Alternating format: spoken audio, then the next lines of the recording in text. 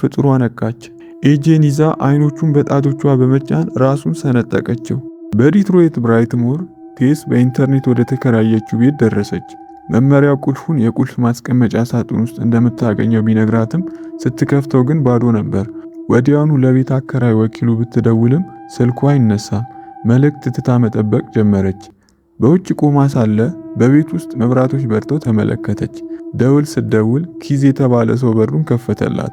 ይህም በጣም አስገረማት። እሱም ቤቱን ተከራይቶ እየኖረበት እንደሆነ ገለጸላት።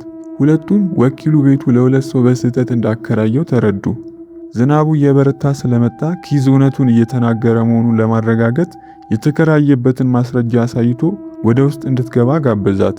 ቴስ በአቅራቢያው ያሉ ሆቴሎችን ሁሉ ብትደውልም ሁሉም ክፍሎች ተይዘዋል። በከተማ ውስጥ የጤና ባለሙያዎች ጉባኤ ስላለ ክፍት ክፍል እንደማይገኝ ኪዝ ነገራት። ሌሊቱን አብረው እንዲያድሩ አሳመናት። አልጋውን ለእሷ ሰጥቶ እሱ ሶፋ ላይ ለማደር ተስማማ። ቴስ ለመጠንቀቅ ስትል በመኝታ ክፍል ውስጥ ያገኘችውን የኪዝ መታወቂያ ፎቶ አነሳች። ገላዋን ታጥባ ስትመለስ ኪዝ የወይን ጠጅ ይዞ እየጠበቃት ነበር። መጀመሪያ ባትፈልግም ተቀምጦ ማውራት ጀመሩ። ቴስ ካትሪን ለተባለች የዶክመንተሪ ፊልም ሰሪ ለስራ ቃለ መጠይቅ እንደመጣች ነገረችው። ኪዝ ደግሞ የካትሪን ቀጣይ ፊልም እሱ መስራች በሆነበት የሙዚቃ ቡድን ላይ እንደሆነ ገለጸላት። ይህ የጋራ ወሬ ይበልጥ እንዲቀራረቡ አደረጋቸውና ለሰዓታት አወሩ። ቴስም መጨረሻ ላይ ወይኑን ጠጣች። በእኩለ ሌሊት ቴስ በበር ድምፅ ተቀሰቀሰች። የመኝታ ክፍሏ በር ተከፍቶ አገኘችው። በድንጋጤ ወደ ኮሪደሩ ስትወጣ ኪዝ ሶፋ ላይ ሆኖ በሚያስፈራ ሁኔታ እያቃሰተ በህልሙ ሲታገል አየችው። ልትቀሰቅሰው ስትሞክር በድንገት ደንግጦ ተነሳ። እሷም በድንጋጤ ጮኸች። በሩን እሱ እንዳልከፈተው ማለላት። እሷም ተመልሳ ገብታ በሩን በጥንቃቄ ቆልፋ ተኛች። በማግስቱ ጠዋት ኪዝ ቀድሞ እንደወጣና በቃለ መጠይቁ መልካም ዕድል እንዲገጥማት የሚመኝ ማስታወሻ ትቶላት ሄደ። ስትወጣ ቁልፉን በሳጥን ውስጥ አኖረች። በቀን ብርሃን ስታየው ግን በጣም ደነገጠች። እሷ ካደረችበት ቤት ውጭ በአካባቢው ያሉ ቤቶች በሙሉ የፈራረሱና የተተዉ ነበሩ። ከተማ ውስጥ ከካትሪን ጋር ስትገናኝ ካትሪን ያለችበት አካባቢ በጣም አደገኛ መሆኑን ነገረቻት። ወደ ቤቱ ስትመለስ አንድሬ የተባለ መንገድ ላይ የሚኖር ሰው ትኩረቷን ለመሳብ ሲሞክር አየች። ወደ እሷ መሮጥ ሲጀምር ደንግጣ ቁልፉን አንስታ ወደ ውስጥ ገባችና በሩን ዘጋችው። ሰውየው በሩን እየደበደበ እንድትወጣ ጮኸ። ለፖሊስ ብትደውልም የሚመጣላት አላገኘችም። በጭንቀት ላይ ያለች በቤት ውስጥ ምንም አይነት ቶይሌት ፔፐር እንደሌለ አስተዋለች። ሁሉንም ክፍሎች ፈትሻ ስታጣ ባትፈልግም የምድር ቤቱን ለመፈተሽ ወሰነች። ቴስ አንድ ጥቅል ቶይሌት ፔፐር አግኝታ ይዛው ልትወጣ ስትል የምድር ቤቱ በር በራሱ ተዘግቶ ከውጭ ተቆለፈ። በሩን ለመክፈት ብትታገልም አልቻለችም። ስልኳ መኝታ ቤት ቀርቷል። ዋና ቁልፍ ደግሞ ኪዝ ጋር ነው። የምድር ቤቱ መስኮትም ተቀብቶ ስለታሸገ አይከፈትም። በሩን ለመስበር የሚያገለግል ነገር ስትፈልግ ግድግዳው ላይ ካለ ቀዳዳ ውስጥ ወጥቶ የታሰረ ገመድ አየች። ገመዱን ስትጎትተው አንድ የተደበቀ በር ቀስ ብሎ ተከፈተ። ውስጡ በጣም ጨለማ ስለነበር ፈርታ ተመለሰች። ሰዓታት አለፉ። ቴስ በብርድ ወለል ላይ ተቀምጣ ስትጠብቅ ከቆየች በኋላ ምንም ሳታደርግ መቀመጡ ስለሰለቻት ግድግዳው ላይ ያለውን መስታወት አንስታ በምድር ቤቱ መብራት አማካኝነት ብርሃኑን ወደ ጨለማው ክፍል እንዲያርፍ አደረገች። ብርሃኑ ሲያርፍ አንድ አጭር ኮሪደር አየች። በጥንቃቄ ተራምዳ መጨረሻው ላይ ያለውን በር ስትከፍተው ወለሉ ላይ አሮጌ ፍራሽ፣ ጥግ ላይ ባልዲ፣ መደርደሪያ ላይ ካሜራና ግድግዳው ላይ በደም የተጨማለቀ የእጅ አሻራ ተመለከተች። በድንጋጤ ተውጣ በፍጥነት ወደ ምድር ቤቱ ተመለሰች። ከጥቂት ደቂቃዎች በኋላ የቤቱ ዋና በር ሲንኳኳ ሰማች። በትንሿ መስኮት ስታይ ኪዝ መመለሱን አረጋገጠች። በመስኮቱ በኩል ዋናውን ቁልፍ እንዲያቀብላት አድርጋ ሁለቱም ወደ ላይኛው ክፍል ተመለሱ። ቴስ የያዘችውን ነገር ለኪዝ ነገረችው። እሱ ግን የምድር ቤት ሁልጊዜም ቆሻሻ ይከማችበታል በማለት ነገሩን አቃለለው። ቴስ ግን አሁኑኑ መውጣት ፈለገች። ኪዝ ግን እኔ እጄ ሊየው ምናልባትም እኔ ተቆልፎብኝ እርዳታ ካስፈለገኝ እዚሁ ሆኜ ብሎ አሳመናት። ቴስ ባትስማማም ጥቂት ደቂቃዎችን ጠበቀች። ኪዝ ዝም ሲል ግን ተከትላ ወረደች። በሩ ደግሞ እንዳይዘጋ ወንበሩን አስደግፋ ከፈተችው። ኪዝን ፍለጋ ስትሄድ ግን እሱም የለም።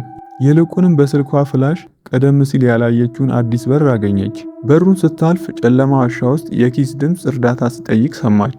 ድምፁን ተከትላ ወደ ውስጥ ገባች። በብረት በሮች የታጠሩ ባዶ ጎጆዎችንና ውስጥ የተቀመጡ ሳህኖችን ስታይ ማልቀስ ጀመረች። በድንገት ከጨለማ ውስጥ አንድ ነገር ወደ እሷ መጣ። ኪዝ ነበር። ኪዝ በጣም ደንግጦ ነበር። የሆነ ነገር እንደነከሰው ነገራት። መውጫውን ፍለጋ ሲጨቃጨቁ በድንገት አንዲት ራቁቷን የሆነች አስፈሪ ግዙፍ ሴት መጣች። ኪዝን ይዛው ራሱን ግድግዳ ላይ የደበደበች ገደለችው። ከዚያም ወደ ቴስ ዞራ አገሳች። በሌላ በኩል ኤጄ የተባለ ስኬታማ ተዋናይ በባህር ዳርቻ ላይ መኪናውን እየነዳ ሳለ አብራው የምትሰራ ተዋናይት በደል አድርሶብኛል ብላ እንደከሰሰችውና ከስራ እንደተባረረ የሚገልጽ ስልክ ደረሰው። ኤጄ ክሱን ቢክድም ሚዲያዎች ታሪኩን እንዳገኙት ተነገረው። የሂሳብ ባለሙያውም ንብረቱን ካልሸጠ የጠበቃና የኑሮ ወጪውን መሸፈን እንደማይችል ነገረው። ኤጄ ሁኔታው እስኪረጋጋ ድረስ በዲትሮይት ብራይትሞር ወደሚገኘው ቤቱ መጣ። ቤቱ የሱ ስለሆነ ሊሸጠው አስቧል። ኤጄ ቤት ሲደርስ የቴስ መኪና ውጭ ቆሞ አየ። ውስጥም የኪዝና የቴስ እቃዎች ተበታትነው ቢመለከትም ሰው ግን የለም። የምድር ቤቱ እንዳይዘጋ ተደግፎ የነበረውን ወንበር አንስቶ በሩን ዘጋው። ደላላውን ሲደውል በቅርብ ሳምንታት ውስጥ የተከራየ ሰው እንደሌለ ተነገረው። ያለ ፈቃድ የገቡ ሰዎች ሳይሆኑ አይቀሩም ብሎ አሰበ። በዚያው ምሽት ከጓደኛው ጋር መጠጥ ቤት ሆኖ ተዋናይቷን በደል እንዳደረሰባት ለጓደኛው በሚስጥር ተናገረ። ነገር ግን ሕይወቴን ለማጥፋት እየሞከረች ነው ብሎ ተሳለቀባት። ወደ ቤት ሲመለስ ጠበቃው እንዳይደውልላት ቢመክረውም ለተዋናይቷ በስልኳ የይቅርታ መልእክት አስቀመጠ። በማግስቱ ጠዋት ኤጄ በከባድ የራስ ምታት ተነሳ። በቤት ውስጥ የተተዉትን ቦርሳዎች ሲፈትሽ የቴስን ላፕቶፕ አገኘ። ነገር ግን በይለፍ ቃል ስለተቆለፈ ሊከፍተው አልቻለም። ጠረጴዛው ላይ ያለውን ቁልፍ አየ። የምድር ቤቱ መብራት እንደማይሰራና ከታች እንግዳ ድምፅ እንደሚሰማ አስተዋለ። ያለ ፈቃድ የገቡ ሰዎች ሳይሆኑ አይቀሩም ብሎ በማሰብ ቢላና ፍላሽ ይዞ ወደ ምድር ቤቱ ወረደ። ገመዱን ጎትቶ ሚስጥራዊውን ክፍል አገኘው። ኤጄ እዚያው ባየው ነገር ከመደንገጥ ይልቅ ሚስጥራዊ ክፍሉ ለቤቱ ሽያጭ ዋጋ እንደሚጨምርለት በማሰብ ተደሰተ። ኢንተርኔት ላይ በመፈለግ የመሬት ስር ክፍሎች ለብቻቸው ተለክተው ሊሸጡ እንደሚችል ተረዳ። ወዲያውኑ ሜትር ይዞ ተመለሰ። ዋሻውን ተከትሎ ወደ ውስጥ ሲገባ የሙዚቃ ድምፅና ደብዛዛ ብርሃን አየ። ክፍሉ በጣም ይገርማል። ወለሉ በአሮጌ ብርድ ልብስ ተሸፍኗል። በአንዲት ትንሽ ቲቪ ላይ ደግሞ አንዲት እናት ለልጇ ስትመግብ የሚያሳይ ምስል በተደጋጋሚ ይታያል። በድንገት የያዘው ሜትር ከእጁ ተመንጥቆ ጨለማ ውስጥ ጠፋ። ኤጄ ደንግጦ ሲሮጥ ተሰናክሎ ወደቀና ፍላሹ ከእጁ አምልጦ ጠፋ። የአስፈሪዋ ፍጡር ፊት ለፊቱ ቀረበ። ኤጄ ወደ ኋላ ሲሸሽ አንድ ጉድጓድ ውስጥ ወደቀና ክንዱ በጣም ቆሰለ። ፍጡሯ የጉድጓዱን ክዳን ዘጋችበትና አካባቢው በጨለማ ተዋጠ። ከዚያም ቴስ ከጎኑ ብቅ አለችና ድምፅ እንዳያወጣ አፉን ያዘችው።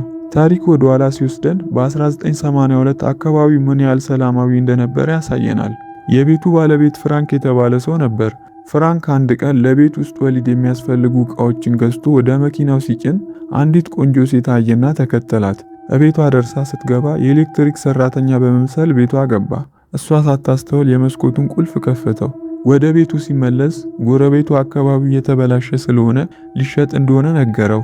ፍራንክ ግን እኔ በፍጹም አልለቅም አለ። በዚያው ምሽት የገዛቸውን የሕክምና ዕቃዎች ወደ ምድር ቤቱ ይዞ ወረደ። በወቅቱ ከግድግዳው ጀርባ የሴት ጩኸት ያስተጋባ ነበር። ወደ አሁኑ ጊዜ ስንመለስ ቴስ ፍጥሯን እንዳያስቆጣት ለኤጄ በሹክሹክታ ነገረችው። ፍጥሯ እንደ ልጆቿ እንድንሆን ነው የምትፈልገው አለችው። ፍጥሯ መታ የህፃናት የጡጦ ወተት አቀረበችላቸው። ቴስ ያለምንም አቅማማት ጠጣች። ኤጄ ግን እምቢ አለ። ፍጥሯ የቴስን ራስ እየደበደበች ልጄ ካለች በኋላ ወደ ኤጄ ዞራ አገሳችበት። አንገቱን ይዛው ወደ ቲቪው ክፍል ወሰደችውና በቪዲዮ ላይ እንደሚታየው ወተቱን እንዲጠጣው አስገደደችው። ፍጥሯ ስትሄድና የጉድጓዱ ክዳን ክፍት ሆኖ ሲቀር ቴስ የኤጄን ፍላሽ ይዛ ወጣች። በዋሻ ውስጥ በጥንቃቄ ስትሄድ ሜትሩን ረገጠችው። ድምፁ ፍጥሯን ቀሰቀሳት። ቴስ ወደ ምድር ቤቱ ሮጣ መስኮቱን ሰብራ ወጣች። ውጭ የነበረው አንድሬ እጇን ይዞ አወጣት። አንድሬ ይህቺ ፍጡር ማታ ማታ ነው የምትወጣው፣ የምታገኘውን ሁሉ ትገድላለች ብሎ አስጠነቀቃት። ኤጄን ትታው እንድትሄድ ቢነግራትም ቴስ ግን ፈቃደኛ አልሆነችም። በዋሻ ውስጥ ኤጄ በስልኩ ብርሃን እየተመራ አንድ ከኤሌክትሪክ መስመር ጋር የተያያዘ ደውል አገኘ። ደውሉን ተከትሎ ወደ ሌላ ክፍል ገባ። የሚገርመው ፍጥሯ ኤጄን በዚያ በር ላይ ስታየው ፈርታ ሸሸች። ኤጄ ወደ ክፍሉ ሲገባ በአሮጌ ዕቃዎችና ልብሶች የተሞላ ክፍል አገኘ። አልጋው ላይ አንድ በሕይወትና በሞት መካከል ያለ ሽማግሌ ተኝቷል። እሱም ፍራንክ ነበር። ፍራንክ ውሃ እንዲሰጠው በምልክት ጠየቀው። ኤጄ ውሃውን ሰጥቶት ክፍሉን ሲፈትሽ ብዙ የቪዲዮ ካሴቶች አገኘ። አንዱን ከፍቶ ሲያየው ፍራንክ ባለፉት ዓመታት በምድር ቤት ውስጥ ሴቶችን ሲበድል የተቀረጸባቸው ነበሩ። ኤጄ ተጠይፎ መጮህ ጀመረ። ፍራንክም ምንም ሳይናገር ከጎኑ ያለውን ሽጉጥ አውጥቶ ራሱን ገደለ። በዚያ መሃል ቴስ በአቅራቢያ ወደሚገኘው የነዳጅ ማደያ በመሄድ በስልክ ለፖሊስ ደወለች። ፖሊሶች ሲመጡ ወደ ቤቱ ወስዳ የሆነውን ሁሉ አስረዳቻቸው። ነገር ግን ፖሊሶቹ አላመኗትም። ያለ ፍርድ ቤት ትዕዛዝ የተቆለፈ ቤት አንሰብርም ብለው ጥለዋት ሄዱ። ቴስ ራሷ የሳሎኑን መስኮት ሰብራ በመግባት የመኪናዋን ቁልፍ አገኘች። ወደ መኪናዋ ስትሄድ ፍጥሯ ከቤት ውስጥ በኃይል ወጣች። ቴስ በመኪናዋ ፍጥሯን ደጋግማ ቀጭታ ግድግዳ ላይ ካጣበቀቻት በኋላ ወደ ውስጥ ገባች። ኤጄ በጨለማ ዋሻ ውስጥ ሽጉጡን ይዞ ሲጠብቅ የሆነ ነገር ወደ እሱ ሲመጣ ሰምቶ ተኮሰ። የመታው ግን ቴስን ነበር። ወዲያውኑ ተሸክሟት ወደ ውጭ ወጣ። ፍጥሯ ግን በዚያ አካባቢ አልነበረችም። ኤጄ ቁልፉን ዋሻ ውስጥ ስለጣለ ሁለቱም ሮጠው አንድሬ መደበቂያ ቦታ ሄዱ። አንድሬ የሚያውቀውን እውነታ ነገራቸው። ፍራንክ ለብዙ አስርተ ዓመታት ሴቶችን እያታለለ ወደ ምድር ቤቱ በማስገባት የሚያረግዙበት ከዚያም በዚያው የሚወለዱበትን ልጆች መልሰው እንዲያረግዙ የሚያደርግ አስከፊ ሰው ነበረ። ይህች ፍጡር ለ40 ዓመታት በዚያው ምድር ቤት ውስጥ በዘር መዛባት ወይም ኢንብሪዲንግ ምክንያት የተፈጠረች ናት። ኤጄ ቴስን ለመርዳት ቢሞክርም ፍጥሯ በድንገት መደበቂያውን ሰብራ በመግባት አንድሬን በአሰቃቂ ሁኔታ ገደለችው። ቴስና ኤጄ ሮጠው አጥር ለማለፍ ቢሞክሩም የእሾህ አጥር ስለነበረው አልቻሉም።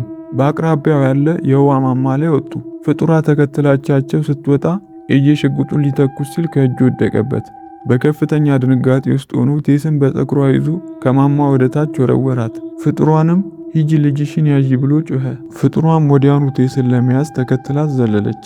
ኤጄ ወደ ታች ወርዶ ሲያይ ቴስ በሕይወት አለች። ምክንያቱም ፍጥሯ ከቴስ በታች ሆና ስለወደቀች አደጋዋን ሁሉ ተቀብለዋለች። ኤጄ ተንበርክኮ ደንግጬ ነው በማለት ለቴስ ይቅርታ ጠየቃት። ሊያነሳት እጁን ሲዘረጋ ፍጥሯ ነቃች። ኤጄን ይዛ አይኖቹን በጣቶቿ በመጫን ራሱን ሰነጠቀችው። ከዚያም ወደ ቴስ ቁስል እያየች በሐዘን ስሜት ልጄ በማለት የቴስን ፊት አሻሸች። ቴስም ሽጉጧን አንስታ አነጣጠረችባት። ፍጡሯም አልሸሸችም ወይም አልደነገጠችም። ይልቁኑ በለሰለሰ ድምፅ ልጄ አለች። ቴስ ተኩሳ ገደለቻት። በመጨረሻም ቴስ ብቻዋን አካባቢውን ለቃ ሄደች።